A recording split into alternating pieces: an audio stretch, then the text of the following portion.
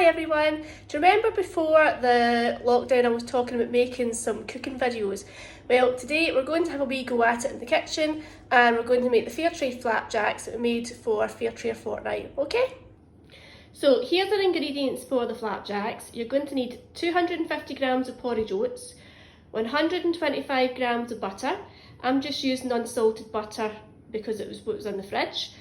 You will need 125 grams of brown sugar, but white sugar or caster sugar will work fine as well, and 2 to 3 tablespoons of the golden syrup. Now you're also going to need a mixing bowl for mixing everything up in. You'll need a tablespoon for measuring out the syrup, a knife for cutting the butter up, a wooden spoon for doing all the mixing. I've got my kitchen scales here, a dish for cooking flapjacks in, plus a little plastic tub for putting the butter in the microwave to melt it. Right, so you've got to think about your health and hygiene when you're in the kitchen, so don't forget to wash your hands and you can stick your hairnet on.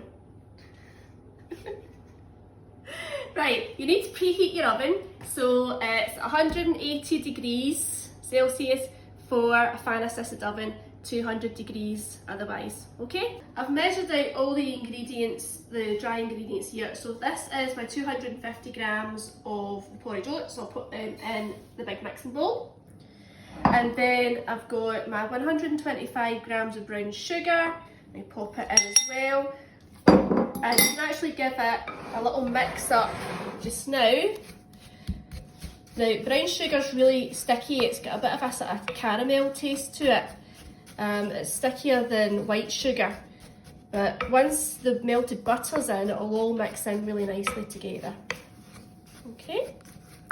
Now, with the butter, because this is a 250 gram block of butter, I'm just going to cut it in half down the middle.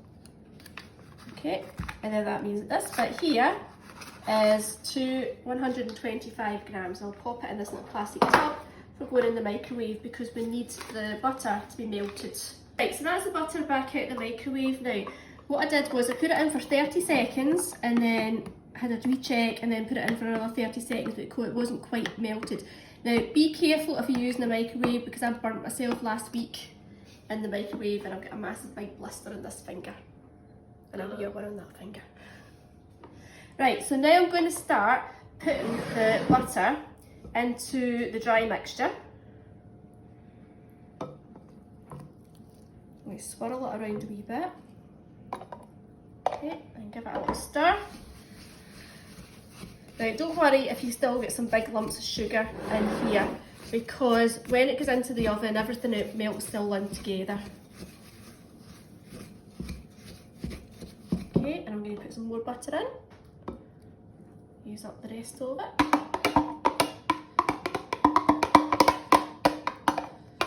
There we go. Right, so now we're ready for the golden syrup. So I'm going to put 3 spoonfuls in, and this will help it all mix together as well as the butter. Number 2. Give it a little swirl over everything. It's beginning to look like a big breakfast bar in here now. Okay, and I'll use this spoon here to scrape the syrup off. Right, and then now I'm going to give it another big mix in. Make sure the syrup is all the way through the mixture. And you can see now it looks a whole lot different. Can't see any more big lumps of sugar anymore. So the mixture's now ready to go in the dish for the oven. But if I put it in just now, it'll stick to it and it'll get all burnt and turn black. So what I do with the rest of the butter is I'm going to give it a little scrape along the sides, and then this will make the dish greasy so that the flapjacks won't stick to the dish. Okay. Now you could use greaseproof paper if you've got any, but I just like to use the butter so it stops any bits of paper getting stuck to your flapjacks. Okay, and then here we go, I'm going to put all the mixture in, and what I need to do now is flatten it out into the dish, make sure it gets into all the corners. Okay, so that's the mixture now all flattened into the dish. I've just pressed it down with the back of the wooden spoon And like I said, don't worry if you get any big lumps of sugar still left in, because when the mixture all melts in the oven, it'll all mix in together quite nicely. So this is going to go in the oven now for 15 minutes, and you need to check it and make sure it doesn't get burnt or go too crispy around the edges, okay?